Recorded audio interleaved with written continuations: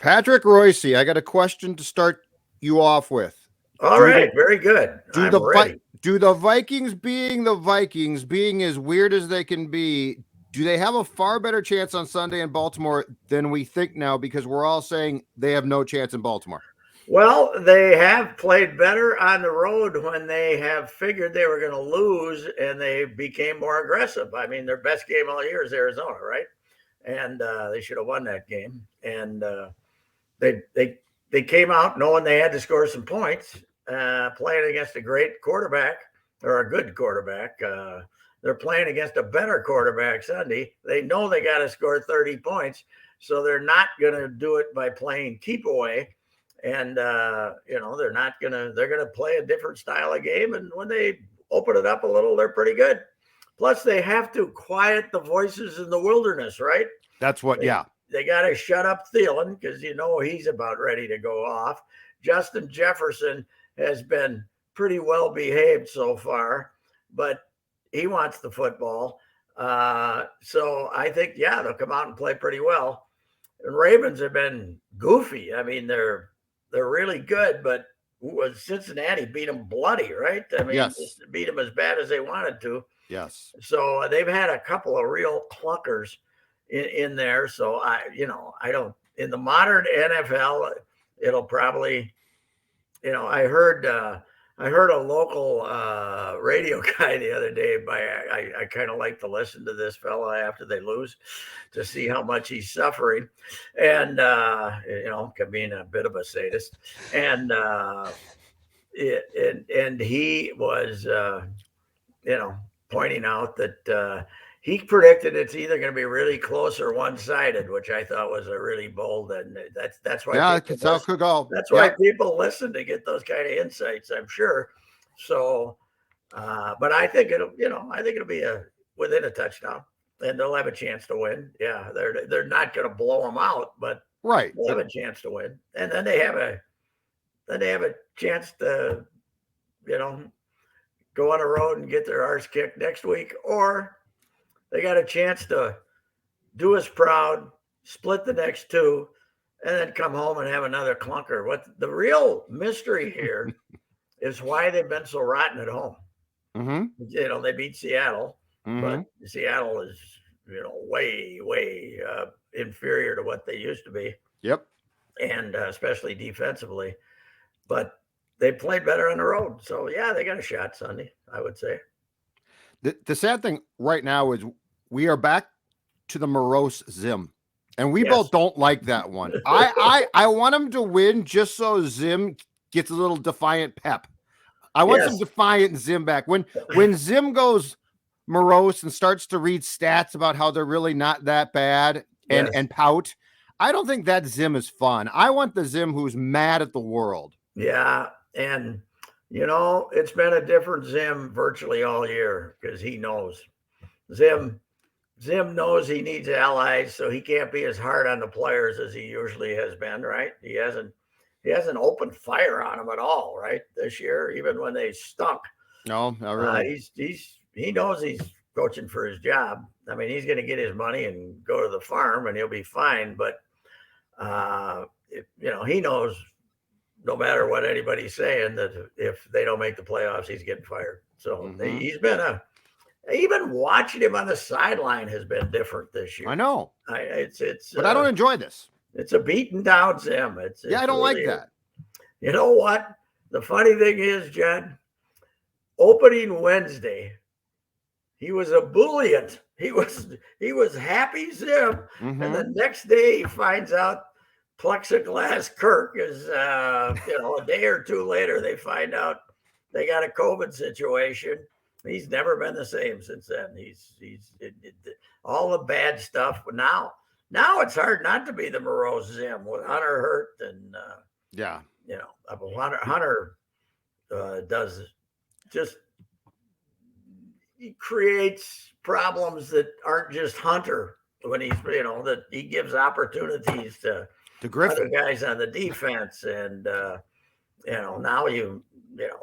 Wana might get a sack or two.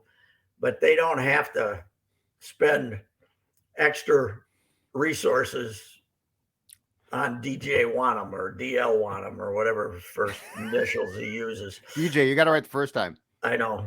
Yeah. DL. So Not DL Hoogley or whatever. He's got reason to be, a little morose right now without Hunter. And, getting into they got 2 really tough games left, and then we'll see where they are. But they're not done, certainly at 3-4, as a lot of people want to say they are because of last week's clunker. By the way, how can the Cowboys just give up on Cooper Rush and give the job right back to Dak Prescott? I don't care.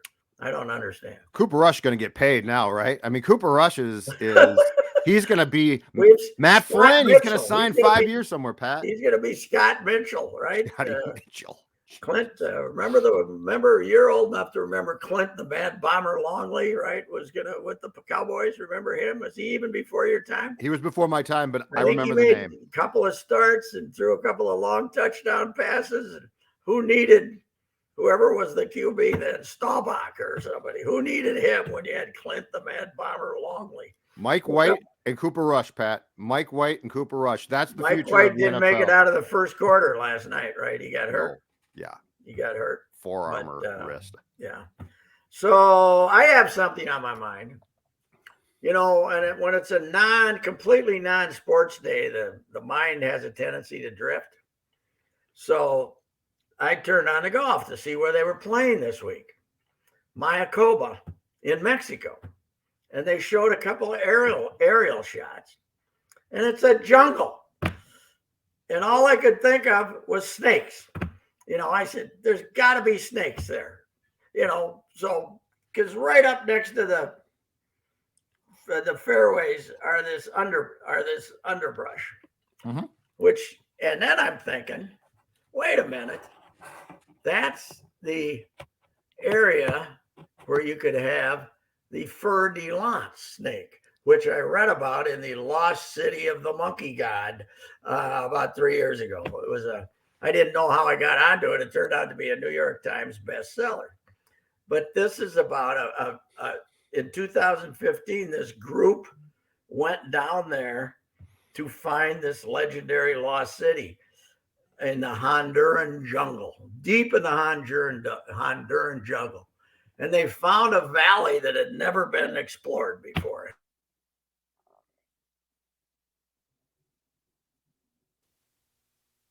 Oh.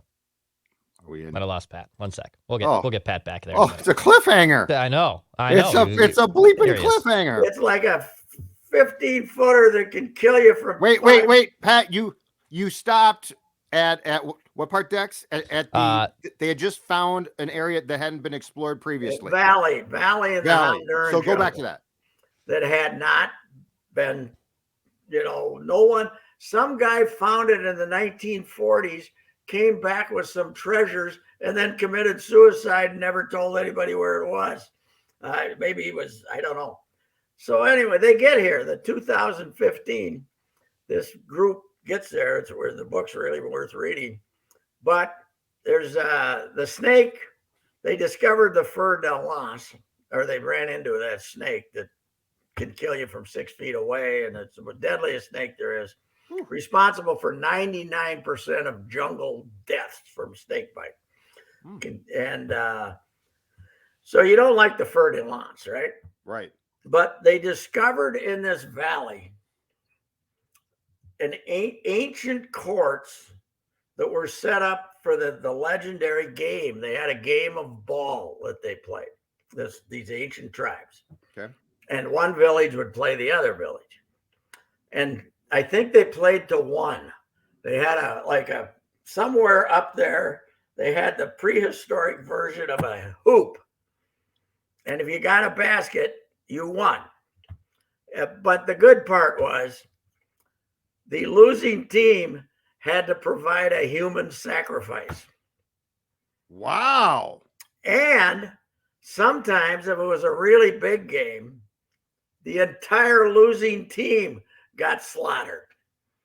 Well, that seems a little over the top. And I was just thinking, boy, would Twitter have been something back then, huh? If you had Twitter before a game like that. Unforgiving. Unforgiving. The threats that would be, the taunting that would take place before the game would be something on Twitter back then. You're gonna die, Bill. You know what? You're gonna be the one we sacrifice. That's a good way. If you've got a guy who, say, comes off the bench and decides to start jacking up threes, he might not jack up as many irresponsible threes if he knew it was going to be a human sacrifice. Maybe him. And if he knew it was a team vote on who they sacrifice. Exactly. Right? Beasley passes the ball again. Right. Beasley's passing again. If you don't share the ball, Bees, you the man. After we blew that one, so I think ball would be we talked about this once before, but I got just watching the golf and seeing the jungle got me thinking about the lost city of the monkey god. And then then my fascination with, this was so long ago. I don't know, it might've been before Christ, came down and told us we shouldn't do stuff like that.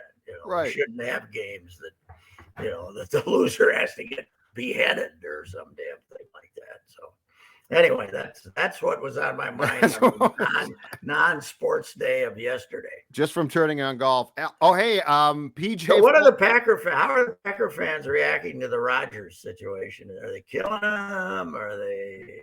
They were on Twitter more so on Wednesday when the news broke. I did not see as much yesterday. So I don't know if we've decided to peel it back a bit or the people that were upset just had their say. Well, Sue had a good column in the Star Tribune today on Aaron's.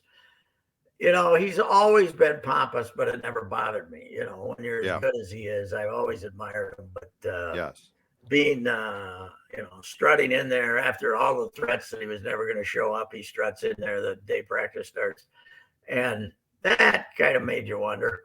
And now this thing to equivocate like he did, say I've been immunized. What I can't say it. Immunized. Yes. Immunized. Yes. Immunization. Okay. Yeah. He, and then leave it at that. And now his excuse is going to be, well, he went through this other form of combating the virus, but it really does make him look like a jackass. And especially they got two tough games, right? Chiefs and they have the Chiefs coming up. Seahawks. Yep. Well, no, they'll probably beat the Seahawks, but poor Jordan Love. He's on the precipice of either being, if he plays well, they're going to say we don't need Rodgers, getting rid of him, or being a bum. This is one of the least surprising things, though, I've seen from a player. This is this guy. He thinks he's smarter than everybody. Yes. He always has. Yeah. And so he's going to come back and say, I guarantee you, he will come back and say, I did not say I was vaccinated. No, he is. He's going to come back and say that. And I saw a report, I think it was in Pro Football Talk yesterday, that he is livid this got out, which is hilariously funny. Well, if he's not going to play. I know. You think nobody's going to tell what he wanted them to make up well, the NFL is going to get that information out there, for God's sake. Right. They want that information. But he's mad because he got caught because he thinks he's smart. The problem with him is he's not as smart as he thinks he is. Yes. So he thinks you're a moron and you shouldn't talk about it because he gave you a specific word that was not vaccinated. Yeah, he is going to. That's obviously when I saw that's what he'd said. I said, okay, he's going to play around with that, but it's just going to make him look like a bigger, he's a jackass. There's no way he's going to come and apologize, no, to his teammates or to his fan base or anything like that. Hey, Pat, Fleck does hasten his departure, though, don't you think? Probably. Fleck, 7 years, 7 more years. It's only 2 years more. I know. Right? He was signed through, but he keeps getting these. I was surprised though he only got the 5. I was surprised what is it? An extra $500,000 a year or something from this year? It's like, so it's not huge. It was, it's not. It doesn't. I don't know. Has anybody reported what his buyout is? Yes, it's gone up, and that's why they did that. That's why. Yeah. So it's up to what, 10 or something? Or? I've got it. It's up substantially because I think it was only what Dex, like 3 after it was previously 3. I think it's 10 for next 10 year. now. So Starts it's at 10 and starts at 10 and goes down right as he starts serving his 7. Correct. It's like a 2-year extension. Yes, but hey, good. That's fine. He you know what? He deserves it. I know there's some boosters in town who were really hot for this to happen, and I'm sure those fellas are donating to the extension, that it's not costing them a lot of money. Mm-hmm. You guys are distracted there. We got some issues, do we, or not? No. I'm trying to find the buyout. I've got it right here because let's see here. According to the Strib, the buyout was 4.5 and it was going to drop to 3. Now it is 10, and then in 2023, Pat, it's 7, and then in 24 it's 5.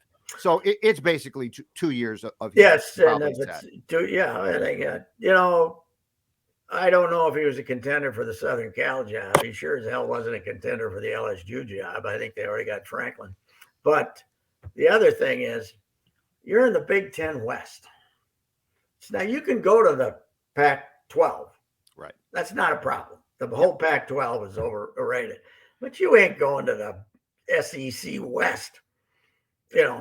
No, hell no. You're playing that schedule.